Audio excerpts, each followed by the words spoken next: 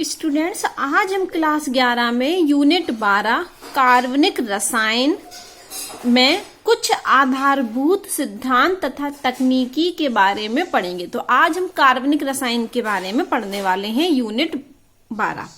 तो सबसे पहले आप जानते हैं बहुत सारे तत्व हैं हमारे आवर्त सारणी वाले, आप लेसन पढ़ चुके हो। बहुत सारे तत्व हैं, तो उस तत्वों में एक तत्व होता है कार्बन। ठीक है, तो कार्बन में एक अद्वितीय व्यवहार होता है।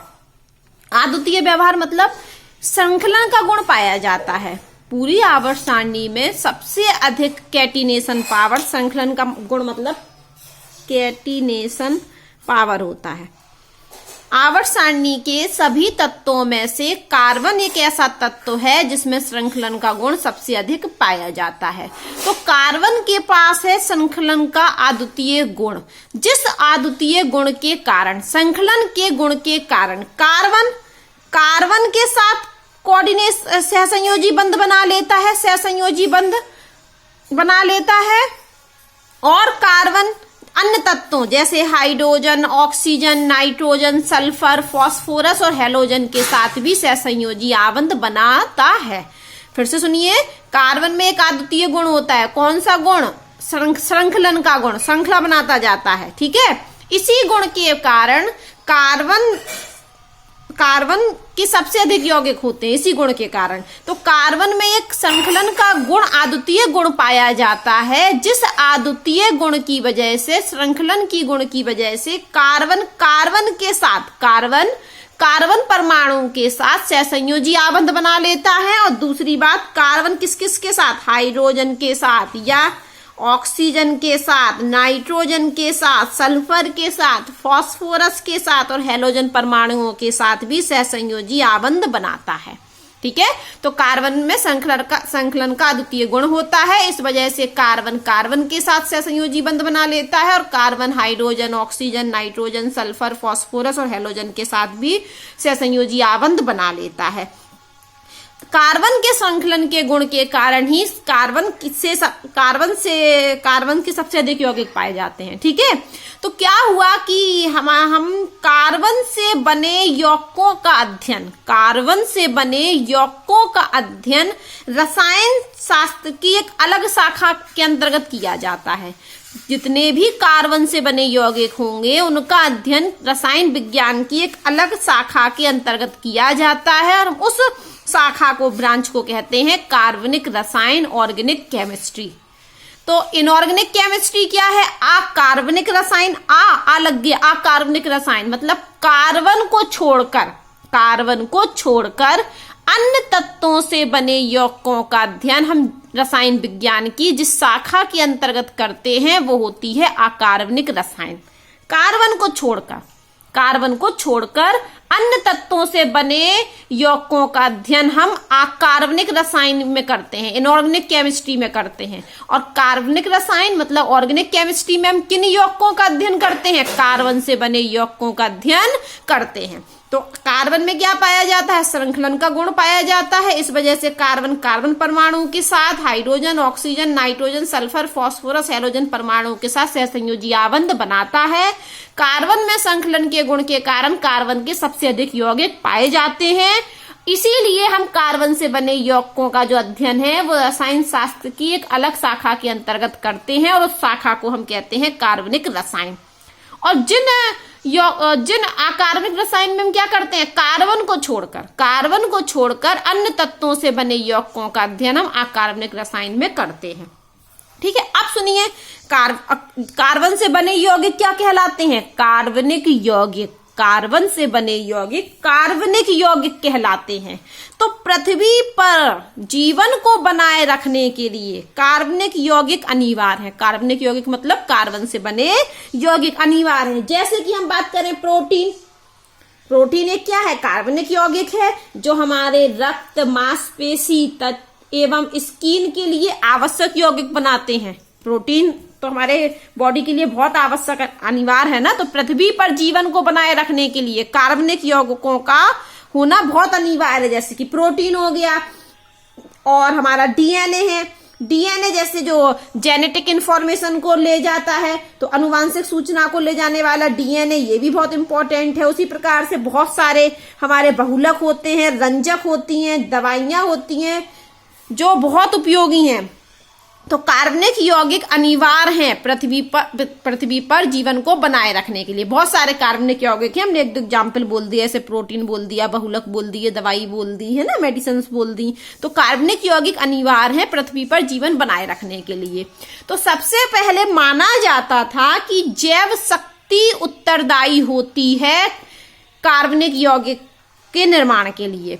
सबसे पहले वैज्ञानिक, एक स्वीडिश वैज्ञानिक थे वर्जिलियस, जिन्होंने बताया कि कार्बनिक यौगिक का निर्माण जैव शक्ति के द्वारा होता है, वाइटल फोर्स के द्वारा होता है। मतलब हमने अभी बोला कि कार्बन से बने यौगिक कार्बनिक यौगिक होते हैं, ठीक है। और पृथ्वी पर जीवन को बनाए रखने के लिए कार्बनिक यौगिक अनिवार्य हैं। अब कार्बनिक यौगिक जो हैं, तो वैज्ञानिक वर्जिलियस के अनुसार कार्बनिक यौगिकों का निर्माण जैव शक्ति के द्वारा होता था, जैव शक्ति वाइटल फोर्स के द्वारा होता था। लेकिन बाद में एम वोलर वैज्ञानिक थे, उन्होंने बताया कि जैव शक्ति के द्वारा जरूरी नहीं कार्बनिक यौगिक का निर्माण हो। उन्होंने अकार्बनिक यौगिक से, किससे, अकार्बनिक यौगिक, अकार्बनिक यौगिक मतलब कार्बन को छोड़कर अन्य तत्वों से बने यौगिक, तो अकार्बनिक यौगिक से एक उन्होंने क्या लिया, अकार्बनिक यौगिक से कार्बनिक यौगिक बना दिया। किसने, 1828 में। तो सन 1828 से पहले माना जाता था वर्जिलियस के सिद्धांत के अनुसार कि कार्बनिक यौगिकों का निर्माण जैव शक्ति के द्वारा होता है, ठीक है। लेकिन सन 1828 में एम वोलर वैज्ञानिक थे, जिन्होंने अकार्बनिक यौगिक से, किससे, अकार्बनिक यौगिक से कार्बनिक यौगिक का संश्लेषण कर दिया। क्या लिया उन्होंने, अमोनियम साइनेट लिया। उन्होंने क्या लिया, एक अमोनियम साइनेट लिया, अमोनियम साइनेट NH4CNO, ये है अमोनियम साइनेट, अकार्बनिक यौगिक है। और इस यौगिक को गर्म कर उन्होंने एक यौगिक बनाया जो है हमारा यूरिया। ये क्या है, अमोनियम साइनेट, जो कि एक अकार्बनिक यौगिक है। और अमोनियम साइनेट को गर्म कर क्या बना दिया, यूरिया। यूरिया क्या है, हमारा कार्बनिक यौगिक। तो अभी तक माना जाता था कि जो कार्बनिक यौगिक का निर्माण है उसके लिए जैव शक्ति उत्तरदायी है, लेकिन 1828 में सिद्धांत का, जैव शक्ति सिद्धांत का खंडन हो गया। तब तक ये धारणा क्या हुई, निर्मूल सिद्ध हो गई कि पहले माना जाता था कि कार्बनिक यौगिक का निर्माण के लिए जैव शक्ति उत्तरदायी है, लेकिन सन 1828 में एम वोलर ने लैब में कार्बनिक यौगिक का संश्लेषण कर दिया। किसके द्वारा किया था, अमोनियम साइनेट को गर्म करके यूरिया बना दिया, जो कि ये क्या है, कार्बनिक यौगिक है। और उसके बाद तो फिर 1828 के बाद 1845 में एसिटिक अम्ल बनाया कॉल्वे नामक वैज्ञानिक ने। और 1856 में बार्टलोट नामक वैज्ञानिक ने मेथेन ऑर्गेनिक यौगिक बना दिया। तो सबसे पहला यौगिक है ये कार्बनिक यौगिक यूरिया, जो लैब में बनाया गया। और उसके बाद एसिटिक अम्ल कॉल्वे ने बनाया, फिर बार्टलोट ने मेथेन बनाई, और उसके बाद तो जैव शक्ति का खंडन हो गया कि जैव शक्ति उत्तरदायी नहीं है कार्बनिक यौगिक के निर्माण के लिए। कार्बनिक यौगिक को हम लैब में बना सकते हैं। अब आप जानते हो, क्या जानते हो, चलो हम थोड़ा सा बताते हैं आपको। संकरण, जो कि आप पढ़ चुके हो, लेकिन थोड़ा सा बता देते हैं। कार्बन का परमाणु क्रमांक होता है 6। तो कार्बन का इलेक्ट्रॉनिक विन्यास बनेगा 1s2 2s2 2p2, ठीक है। अगर हम इसको इस तरीके से लिखें तो ये 1s है, ये हमारा 2s है, और ये हमारा 2p, ठीक है, जिसमें 3 कक्षक होते हैं, ये px, ये py और ये pz। तो क्या होता है, कार्बन का जो समान अवस्था में इलेक्ट्रॉनिक विन्यास होता है, समान अवस्था में कार्बन का समान अवस्था में इलेक्ट्रॉनिक विन्यास यही होता है 1s2। तो 1s2 में 2 इलेक्ट्रॉन, 1s में कितने इलेक्ट्रॉन भर दिए, 2, 2s में भी 2, और p में कितने हैं, 1 और 2, ठीक है। लेकिन उत्तेजित अवस्था में क्या होता है, ये हमारा 1s है, ये 1s है, ये 2s है, ये हमारा 2p है। ठीक है, तो यहाँ पर कितने इलेक्ट्रॉन, ये 2 इलेक्ट्रॉन, यहाँ पर भी 2 इलेक्ट्रॉन, ये एक और एक 2 इलेक्ट्रॉन। तो उत्तेजित अवस्था में ये वाला इलेक्ट्रॉन p ऑर्बिटल में चला जाता है, 2s का इलेक्ट्रॉन 2p ऑर्बिटल में चला जाता है यहाँ पर। अब आप देख रहे हो कार्बन का सामान्य अवस्था में इलेक्ट्रॉनिक विन्यास ये होता है 1s2 2s2 2p2। इसको हमने इस तरीके से बना दिया। उत्तेजित अवस्था में क्या होता है, 2s का एक इलेक्ट्रॉन यहाँ चला जाता है। अब आप देखिए कितने बंध बना सकता है ये, 1 2 3 4। इसलिए कार्बन की वैलेंसी संयोजकता कितनी होती है, 4। संयोजकता कितनी, 4। यहाँ पर ये यही ऑर्बिटल, ये s ऑर्बिटल और 3 p ऑर्बिटल किस में भाग लेते हैं, संकरण में, और क्या बनाते हैं, sp3 संकरण। sp3 संकरण कब बनेगा, जब कार्बन का एक s ऑर्बिटल और तीनों p ऑर्बिटल भाग लें तो क्या बनेगा, sp3 संकरण। और sp2 संकरण कब बनेगा, जब एक s ऑर्बिटल और 2 p ऑर्बिटल भाग ले लें संकरण में, तो sp2 संकरण। और जब एक s ऑर्बिटल और एक p ऑर्बिटल भाग लेता है तो sp संकरण होता है। और ये संकरण आप पढ़ चुके हो, sp3 संकरण, sp2 संकरण और sp संकरण।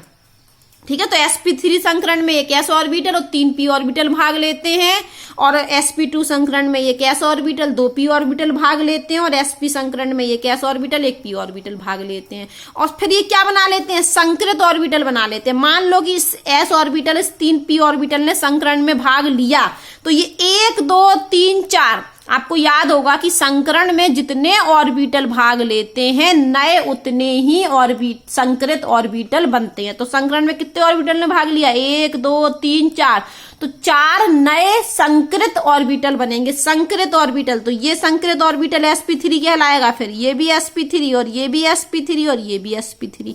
ये संकृत ऑर्बिटल बनते हैं समान ऊर्जा के।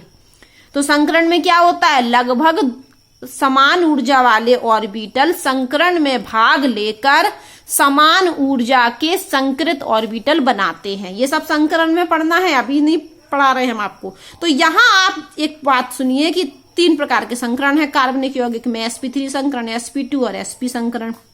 ठीक है, और संकरण में करते क्या है, लगभग समान ऊर्जा वाले ऑर्बिटल संकरण में भाग लेकर उतने ही संकृत ऑर्बिटल समान ऊर्जा के बना देते हैं। अगर 2 ऑर्बिटल संकरण में भाग लेंगे तो 2 संकृत ऑर्बिटल बनेंगे। यहाँ संकरण में 1 2 3 4 ऑर्बिटलों ने संकरण में भाग लिया, इसलिए 4 संकृत ऑर्बिटल बनेंगे। तो अब हम आपको बता रहे हैं कि यहाँ पर s गुण, यहाँ पर यदि हम s का लक्षण देखें तो यहाँ पर यदि s का परसेंटेज देखें तो 50% है s का लक्षण। यहाँ कितना है हमारा, ये होगा हमारा 33% s का लक्षण। यहाँ पर ये 25%, ये क्या लिखा हमने, s का प्रतिशत, s का लक्षण।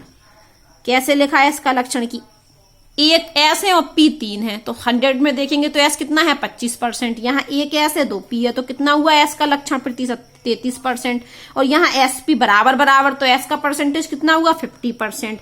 तो कहा जाता है कि जैसे जैसे s गुण अधिक होता है संकरण में, s गुण किस संकरण में ज्यादा है, इस वाले में, तो ये नाभिक के क्या होगा, पास होगा। इसीलिए sp संकरण में जो बंध लंबाई है वो ज्यादा होती है। sp संकरण में बंध लंबाई ज्यादा, समझिए बात को, sp संकरण में बंध लंबाई ज्यादा होती है। क्यों, क्योंकि s लक्षण इसमें sp संकरण में ज्यादा होता है और s ऑर्बिटल नाभिक के पास होता है, जिस वजह से नाभिक के पास होने की वजह से बंध लंबाई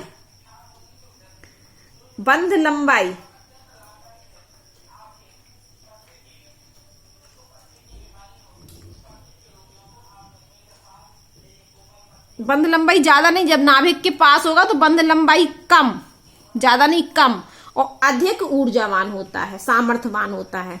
अधिक क्या होता है, सामर्थ्यवान। वापस सुनिए, संकरण में जैसे जैसे s लक्षण बढ़ता है तो s ऑर्बिटल नाभिक के पास होता है, जिस वजह से ये इसकी बंध लंबाई कम और अधिक सामर्थ्यवान होता है। तो यहाँ पर एस लक्षण सबसे ज्यादा है, sp संकरण में 50% है, तो sp की बंध लंबाई क्या होगी, कम होगी और अधिक सामर्थ्यवान होगा, ऊर्जा क्या होगी, ज्यादा होगी। जबकि sp2 की ऊर्जा और लंबाई क्या होगी, इन दोनों के मध्य में, sp3 संकरण और sp संकरण के मध्य होगी sp2 की, और sp3 की बंध लंबाई क्या होगी, ज्यादा होगी और ये कम सामर्थ्यवान होगा। एक पॉइंट और है कि जैसे, एक और पॉइंट है, ये सब किताबों से आपको लिखना है कि जैसे जैसे एस लक्षण बढ़ता है, एस लक्षण बढ़ने से हमारा क्या होता है,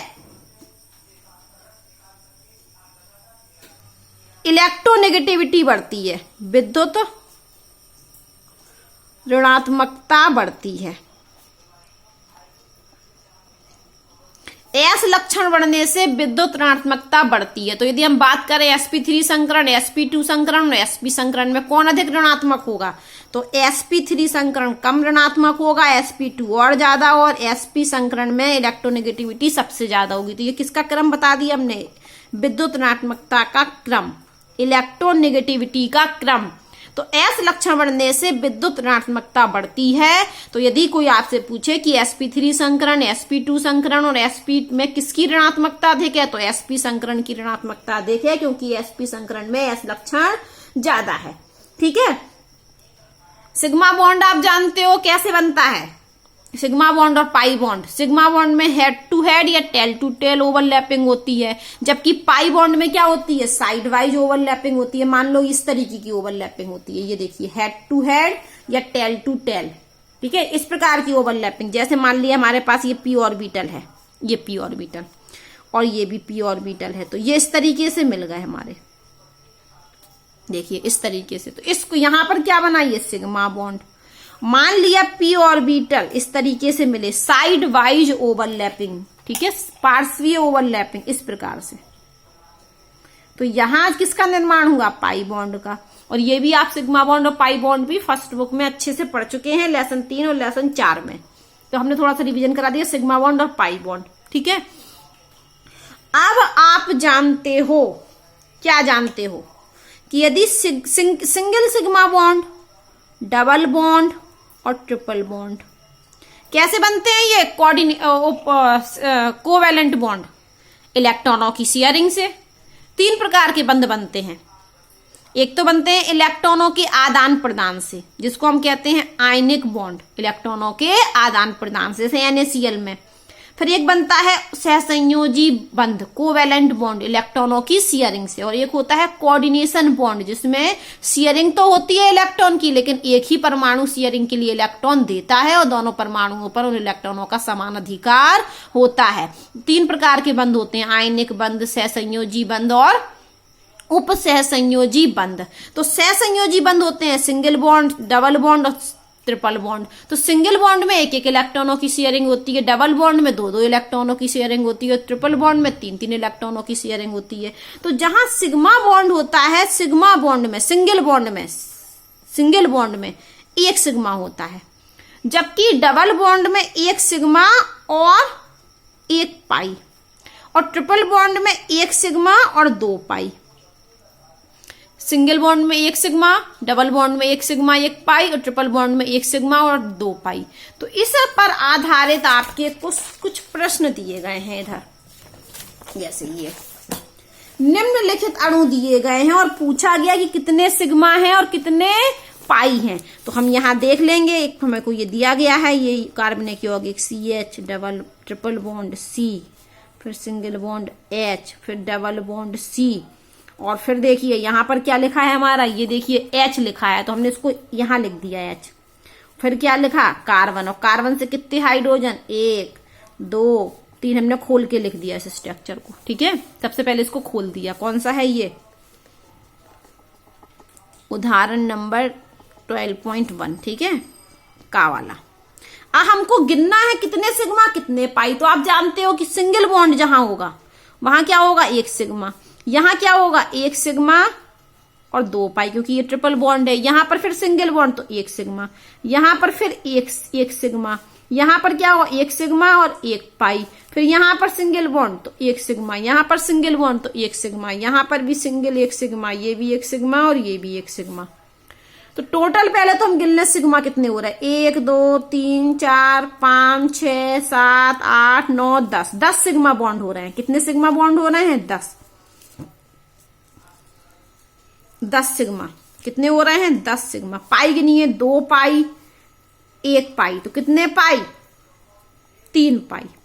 पूछा गया कितने सिग्मा बॉन्ड कितने पाई बॉन्ड, तो सीधे सीधे हमने जहां सिंगल बॉन्ड था वहां एक सिग्मा, जहां डबल बॉन्ड था वहां एक सिग्मा और एक पाई, जहां ट्रिपल बॉन्ड था वहां एक सिग्मा और 2 पाई, इस तरीके से हमने गिन लिया, को 10 सिग्मा और 3 पाई निकले। अगर हम इसको और तरीके से लिखना चाहें तो अलग अलग भी बता सकते हैं कि जो सिग्मा बॉन्ड बन रहे हैं तो वो कहां कहां बन रहे हैं, कार्बन और हाइड्रोजन के बीच में सिग्मा बॉन्ड, और कहां बन रहा है, कार्बन कार्बन के बीच में। तो अगर हम चाहें तो इसको अलग अलग भी बता सकते हैं कि आप देखिए कार्बन और हाइड्रोजन के बीच में कितने सिग्मा बन रहा है, देखिए कार्बन और हाइड्रोजन के बीच में 1, ये नहीं काउंट होगा, ये कार्बन कार्बन के बीच में है, कार्बन और हाइड्रोजन के बीच में 2, फिर कार्बन और हाइड्रोजन के बीच में 3, कार्बन और हाइड्रोजन के बीच में 4, ये कार्बन और हाइड्रोजन के बीच में 5 और ये कार्बन और हाइड्रोजन के बीच में 6। तो यहां पर जो 10 सिग्मा है उनमें से 3 सिग्मा बन रहे हैं, 3 नहीं 6, 1 2 3 4, 1 2 3 4 5 6, तो 6 सिग्मा है। 6 सिग्मा कहां बन रहे हैं, सिग्मा सिग्मा बन रहा है लेकिन कार्बन और हाइड्रोजन के बीच में कितने, 6। कार्बन और हाइड्रोजन के बीच में सिग्मा है कितने, 6।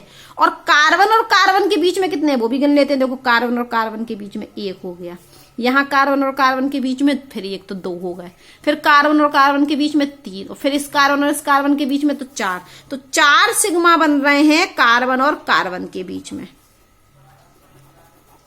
ठीक है, तो 10 सिग्मा जो टोटल थे उसमें से 6 बन रहे हैं कार्बन और हाइड्रोजन के बीच में और 4 बन रहे हैं कार्बन और कार्बन के बीच में। तो ये हो गए हमारे 10 सिग्मा की इंफॉर्मेशन। अब देखें हम 3 पाई, जो 3 पाई बन रहे हैं वो कहां बन रहे हैं, वो 3 पाई बन रहे हैं, 2 पाई तो बन रहे हैं कार्बन और कार्बन के बीच में और ये भी कार्बन और कार्बन के बीच में। तो तीनों पाई जो हैं वो कहां बन रहे हैं, कार्बन और कार्बन के बीच में 3। इस तरीके से भी लिख सकते हैं। टोटल तो 10 सिग्मा और 3 पाई हैं। अगर अलग से बताना चाहें तो 6 सिग्मा बन रहे हैं कार्बन और हाइड्रोजन के बीच में और 4 सिग्मा बन रहे हैं कार्बन और कार्बन के बीच में। इसी प्रकार से आपको ये एग्जाम्पल खुद करना है, इसका दूसरा वाला। ठीक है, फिर पूछा गया संकरण बताइए, ये नेक्स्ट वीडियो में पढ़ाएंगे।